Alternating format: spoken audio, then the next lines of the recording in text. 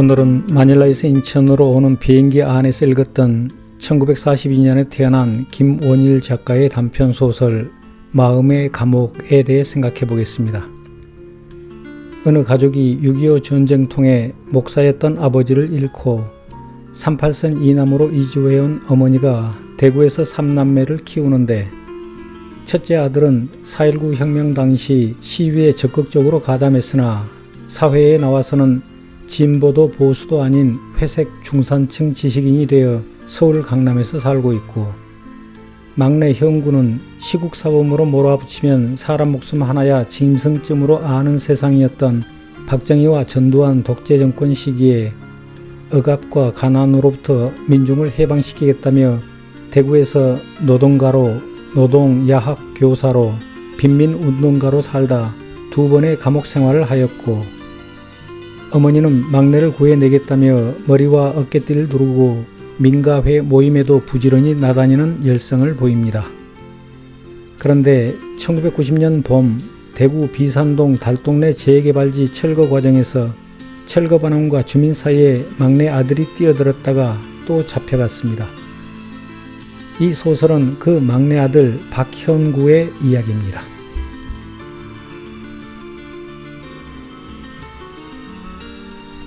에이, 지구 철거할 때 말야. 글쎄 양같이 순한 박선생이 그렇게 화를 내는 걸 처음 봤다니깐. 앓고 있는 할머니가 집안에 있다며 선생이 몇 번이나 엄신의 집 입구를 막아서서 2팔 벌렸지.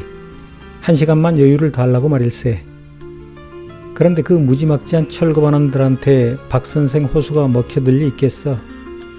공무를 집행한다는 데야 인정사정 볼 게 없겠지. 철거반원이 선생을 사납게 밀어뜨리고 한마와 쇠지뢰로 판자벽을 내리치기 시작하더군. 그러자 안에서 비명이 터지고 상주댁이 어린 자식을 품에 안고 쪽문으로 뛰어나왔어. 안에 어머님이 계시니 잠시만 기다려달라고 상주댁이 외쳤지. 그러나 철거반원들은 들은 척도 안 하더군. 그때 한마디에 튕겨나간 판자 조각이 상주댁 어린 자식 이마를 때려버린 거라. 피가 줄줄 흘렀어. 그 광경을 보던 박선생의 얼굴이 갑자기 험악해지더군. 내가 옆에서 보니 선생의 눈에 불이 번쩍 하더라. 이거 무슨 일이 터지겠구나 싶었는데 아니나 다를까 박선생이 철거반원에게 달려들어 쇠지뢰를 빼앗더니 마구 휘두르기 시작했지 뭐야. 철철 울면서 마치 미친 사람처럼 너들도 사람이냐며 철거반원을 치지 않았겠어.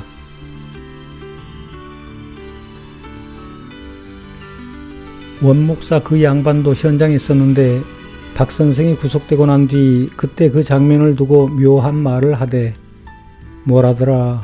그 있자는가. 예수께서 성전에서 매매하는 자를 내쫓고 돈 바꾸는 자며 비둘기 파는 자의 의자를 둘러 엎으셨다는 그 말씀, 바로 그 장면을 보는 듯 하더라고 말야. 박형구는 도시에서 철저하게 소외된 지역인 빈민촌에 살면서 낮에는 노동일을 하고 밤에는 아이들에게 야학을 열어 공부를 가르칩니다. 형구의 아내는 타가소를 열어 마을 사람들을 돕습니다. 형구의 어머니가 조그만 회사의 사장이자 회색 지식인인 큰 아들에게 이렇게 말합니다. 큰애야, 여기 사는 사람들의 직업을 따지면 공장 직공, 미장이, 목수는 그래도 반반한 축들이지. 막노동, 행상꾼, 무직자가 6할이 넘는단다. 나머지는 뭔지 아냐. 다쳤거나 몸이 아파 일을 할 수 없는 병자들이지. 성경에도 보면 그렇지 않다냐. 가난한 마을에 병자와 병신이 많이 살듯이 여기도 그렇게 영육의 괴로움으로 신음하는 사람들만이 모여 산단다. 그러나 주님은 언제나 그렇듯 부자를 보지 않고 불쌍한 이 이웃들을 지켜보고 계시지. 하늘나라와 가장 가까운 곳이 이 세상에서 가장 가난한 사람이 사는 곳이야. 나는 예수가 부자를 보지 않고 불쌍한 이웃들을 지켜보고 계신다는 이 말에 공감합니다.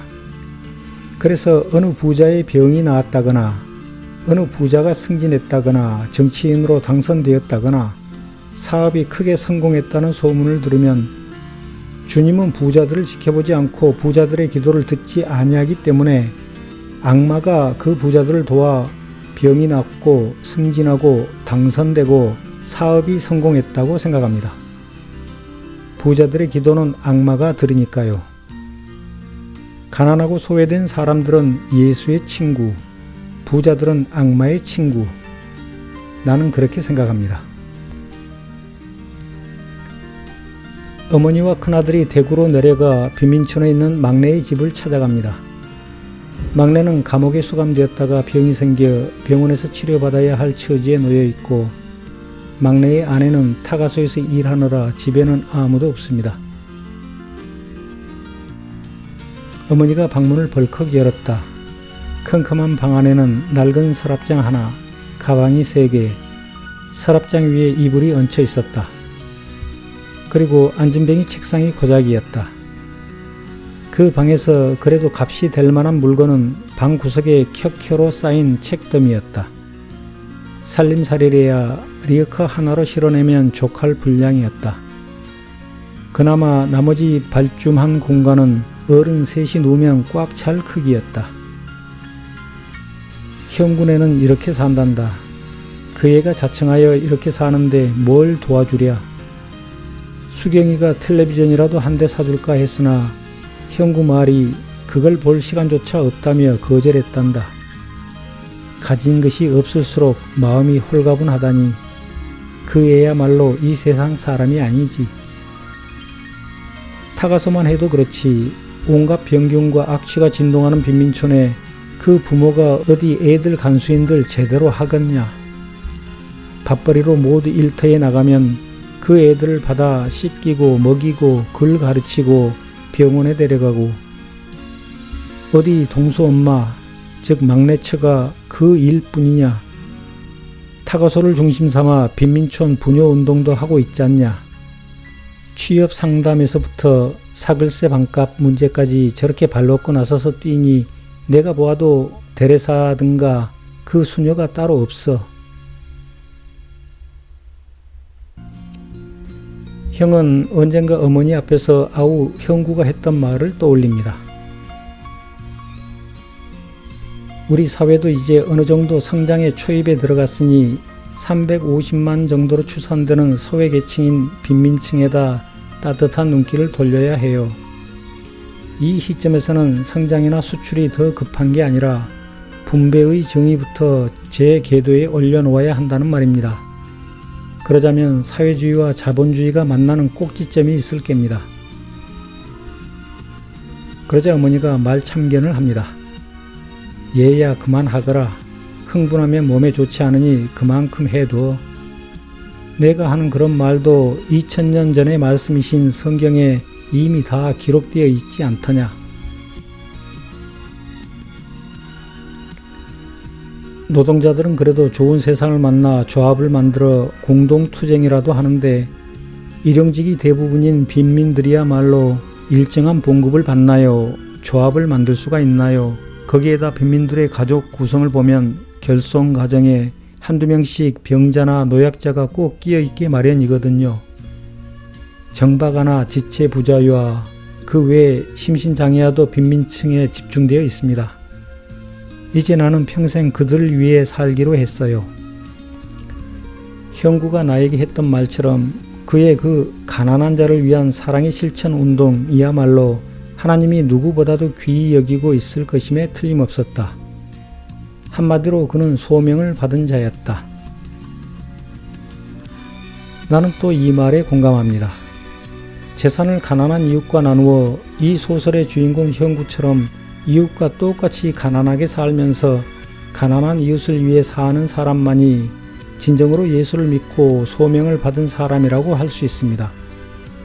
그러지 못한 인간은 죄다 가짜 기독교인이라고 나는 예전 영상에서 말한 바 있습니다.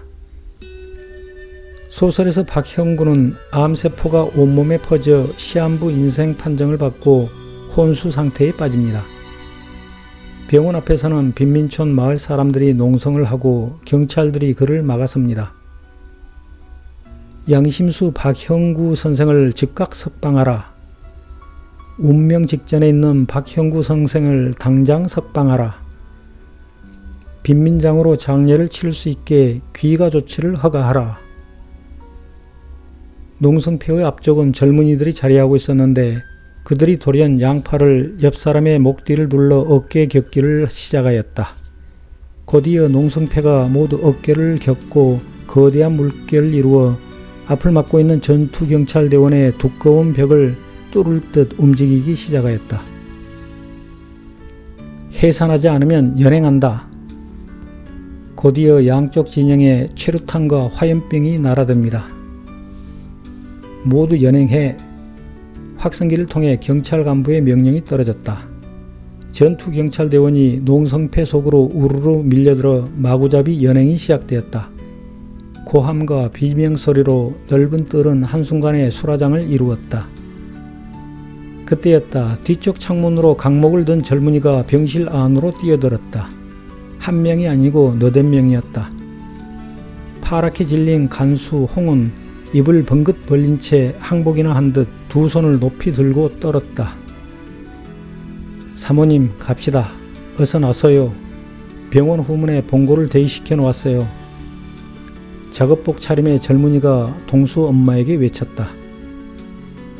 어머니는 그해 겨울 형구를 업고 남행길을 재촉했듯 꼬부장한 좁은 등판에 독같은 동수를 업고 앞장에 나서며 병실 문을 활짝 열었다. 그때 뒷문 밖에서 대기하고 있었던지 젊은이 몇이 그 문을 활짝 열어젖혔다. 막혀있던 통로가 자유로 향한 출구처럼 환하게 뚫렸다. 어머니와 함께 우리 오누이 셋이 그해 겨울 그렇게 남행길을 재촉했듯이 우리들은 마치 포연을 뚫고 진군하듯 최루탄 매연을 헤쳐 침대를 끌고 받튼 걸음을 걸었다.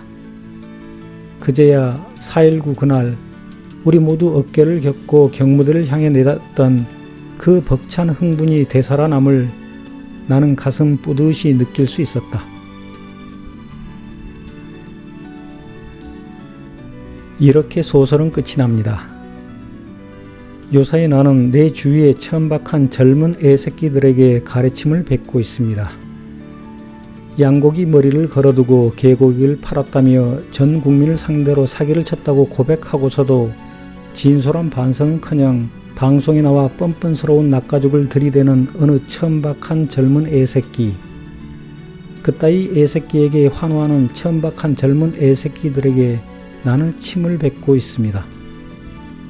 낯가죽 위조뿐만 아니라 학력 경력을 위조하고 주가 조작을 하고 부동산 투기 사기를 벌였다는 의혹에 휩싸여 있으면서도 뻔뻔하게 천방지축 나대고 다니는 어느 여인과 그 여인 이쁘다고 환장하는 천박한 젊은 애새끼들에게 침을 뱉고 있습니다. 어떤 인간의 장모가 사기꾼이라는 것 밝혀졌음에도 불구하고 우리 장모는 단돈 1원도 남에게 피해준 적 없다는 뻔뻔한 거짓말을 짓거려댄 사위와 그 무식하고 천박한 사위를 지지하는 천박한 젊은 애새끼들에게 침을 뱉고 있습니다. 하지만 나는 오늘 이 소설 속에서 이 시대의 살아있는 예수인 형구를 구하기 위해 목숨을 걸고 뛰어든 용감한 젊은이들을 발견했습니다. 나는 아름다운 그 젊은이들에게 박수를 보냅니다. 예수처럼 가난하고 소외된 사람들 편에 서서 부끄러움을 모르는 사기꾼 정신병자들을 타도하기 위해 매주 토요일 시청 광장에 모이는 용감하고 아름다운 청년들에게도 나는 박수를 보냅니다. 감사합니다.